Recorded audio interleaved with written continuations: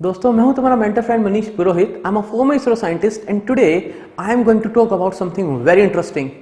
चलो सुनते हैं। दोस्तों आज के इस वीडियो में मैं एक छोटा सा इंसिडेंट डिस्कस करूंगा और उसके साथ कुछ रिलेटेड इन्फॉर्मेशन भी रहेगी।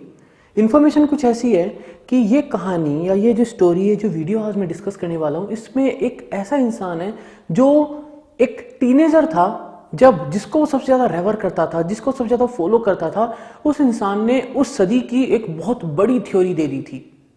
मैं बात कर रहा हूँ एल्बर्ट आइंस्टाइन की, जिनने थ्योरी ऑफ रिलेटिविटी दी थी।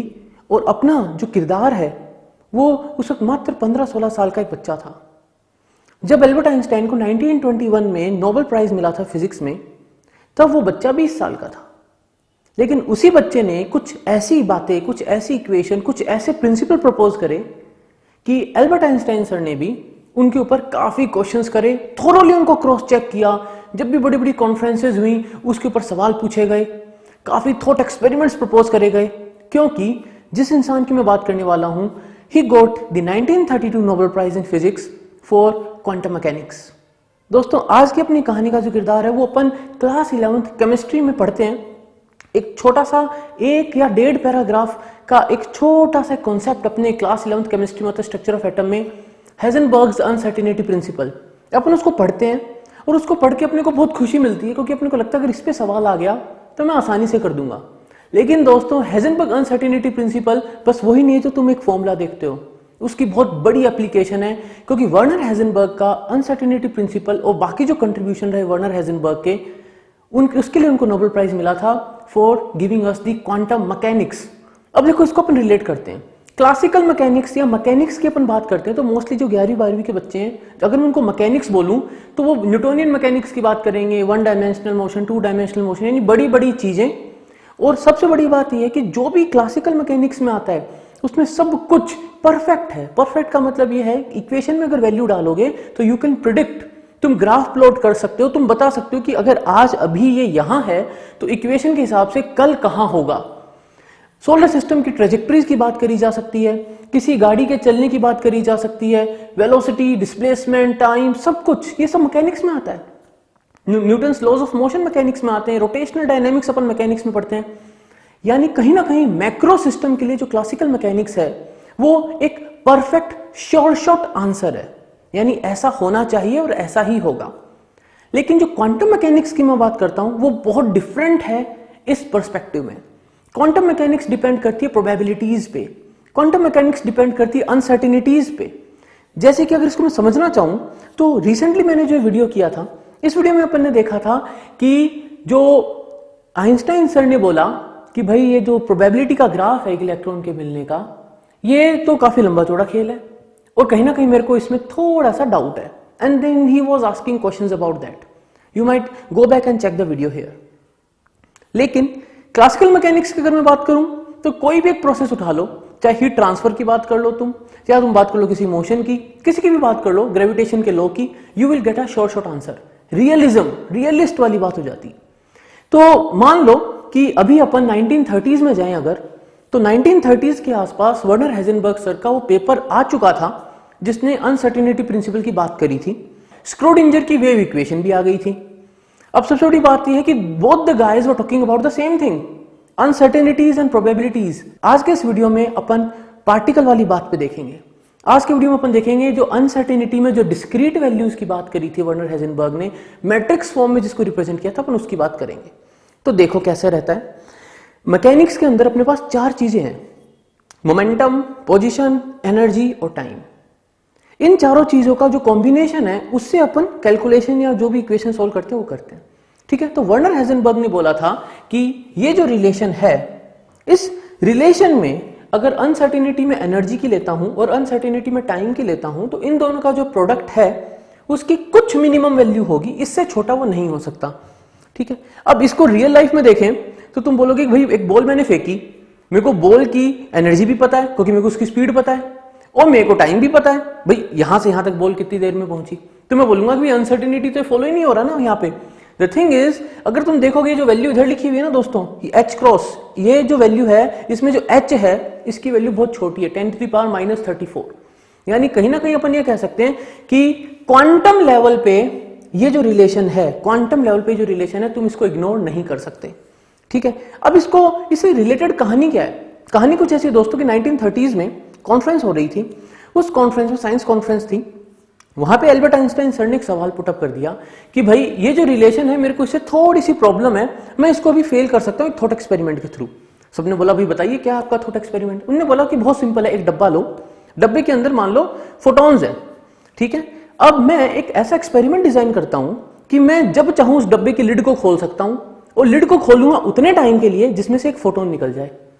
तो बोले ठीक है, माना जा सकता है, मान लो हाइपोथेटिकल केस है, थॉट एक्सपेरिमेंट है, मान लो कर दिया, ठीक है। तो अगर मैंने डब्बे को खोला और उसमें से एक फोटोन निकला और डब्बा मैंने बंद कर दिया, यानी टाइम की जो कैलकुलेशन मैंने करी वो तो मेरी फिक्स हो गई, यानी डेल्टा टी में मेरे कम से कम एरर होगा। क्यों? क्योंकि मैंने सिस्टम ही ऐसा बनाया कि डब्बा इतनी देर के लिए खुले कि एक फोटोन निकले। ओके, अब एक फोटोन निकल गया, मैंने क्या करा, वो जो डब्बा था फोटोन निकलने से पहले यानी एक्सपेरिमेंट से पहले मैंने उसका मास मेजर कर लिया, और एक्सपेरिमेंट के बाद मैंने मास मेजर कर लिया। मेरे को पता है मैंने एक्सपेरिमेंट जो डिजाइन किया उसमें एक ही फोटोन निकलेगा। मैंने मास मेजर किया तो मास का जो डिफरेंस आया उससे मैंने एनर्जी का वैल्यू निकाल लिया। कैसे? E=mc² से। तो मेरे को अनसर्टेनिटी जो एनर्जी में थी वो भी पता लग गई।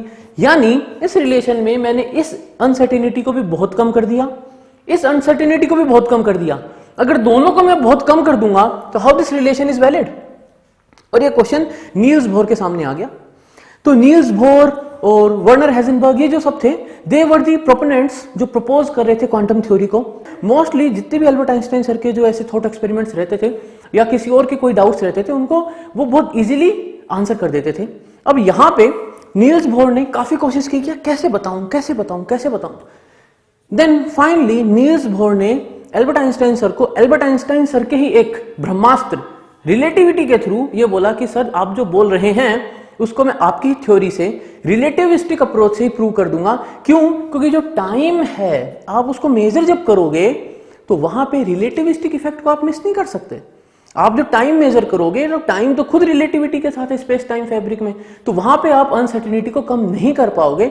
And some of Albert Einstein sir ने बोला हाँ यार यहां तक ये बात तो वैलिड है, तो ये बात तो ठीक है, चलो ये तो बात मान ली गई कि डेल्टा ई और डेल्टा टी जो है इसमें जो लिमिट है ये क्रॉस नहीं हो सकती। अब दोस्तों अपन देखते हैं कि कैसे नील्स बोर ने उसको प्रूव किया था। तो यहां पे अपने पास कुछ इक्वेशंस हैं। अगर मैं इसको देखूं E=mc², ठीक है, इस इक्वेशन से मैं डेल्टा एम और डेल्टा ई में रिलेशन निकालूं तो डेल्टा एम मेरा बन जाएगा डेल्टा E/c², ठीक है। मैं अगर F=mg लिखता हूं तो डेल्टा एफ को मैं लिख सकता हूं डेल्टा एम इंटू जी। यहां पे इस m को यहां रिप्लेस करूं तो मेरे को मिल जाएगा डेल्टा f का रिलेशन मेरे को मिल जाएगा डेल्टा E इंटू g/c²।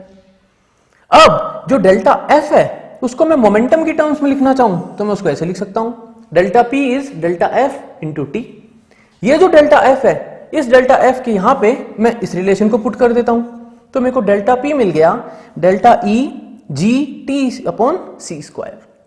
यानी मैंने डेल्टा ई और डेल्टा पी के लिए एक रिलेशन निकाल लिया है। अनसर्टेनिटी एनर्जी में जो है वो uncertainty in momentum measurement into c²/gt हो गया, ठीक है। आगे बढ़े तो अगर मैं जनरल रिलेटिविटी की बात करूं वीक ग्रेविटेशनल फील्ड के लिए, वीक ग्रेविटेशनल फील्ड यानी जैसे अर्थ का जो फील्ड है उसको वीक ग्रेविटेशनल फील्ड के जैसे अपन ट्रीट कर सकते हैं। तो टाइम का जो वेरिएशन होता है ना, टाइम लैप्स की रेट ऑफ टाइम फ्लो कैसा रहेगा वो डिपेंड करता है ग्रेविटेशनल पोटेंशियल पे एट दैट पर्टिकुलर पोजीशन।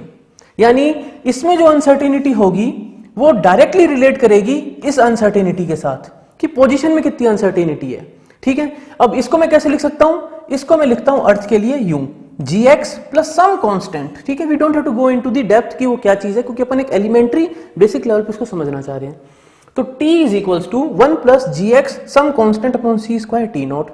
ये कांस्टेंट है, ये कांस्टेंट है। तो जब मैं इसके अंदर अनसर्टेनिटी लूंगा तो मेरे को कुछ ऐसा मिलेगा। तो अनसर्टेनिटी इन टाइम लैप्स जो है वो g फिक्स है, अनसर्टेनिटी इन पोजीशन है c² है और t0 है। तो अगर मैं पीछे से देखूं तो ये 1 हट गया क्योंकि ये तो एक नंबर है तो मैंने इसको हटा दिया, ये कांस्टेंट हट गया, दोनों चीजें हट गई। तो g डेल्टा x t0 और c² बच गया मेरे पास यहां पे, जिसको मैंने डेल्टा t लिखा है यहां पे, ठीक है। अब इस डेल्टा t को और इस डेल्टा e को अगर मैं एक साथ लिखता हूं when I put them together, delta E और डेल्टा टी को एक साथ लिखता हूं, तो जो ये रेस्पेक्टिव टर्म्स हैं, इफ यू सी हेयर, यहां पे सी स्क्वायर अपॉन जी टी है, यहां पे g अपॉन सी स्क्वायर है, तो g और सी स्क्वायर कट जाएगा और मेरे पास सिर्फ जो बचेगा फाइनली वो बचेगा T not by T delta P delta X. अब क्योंकि मैंने वीक ग्रेविटेशनल फील्ड लिया है तो मैं बोल दूंगा कि ये जो टाइम लैप्स का वेरिएशन है this can be approximated as 1। मान लो कि ये बहुत ही पास में हो, मैं इसको अप्रोक्सीमेट 1 से कर दूं तो I will be getting that delta E delta T is approximately same as delta P delta X. अब डेल्टा पी डेल्टा एक्स भी अनसर्टेनिटी प्रिंसिपल है, बट ये कहीं पहले ही डिस्कस हो चुका था और उसके लिए जितने भी डाउट्स थे वो पहले ही सेटिस्फाई कराए जा चुके थे।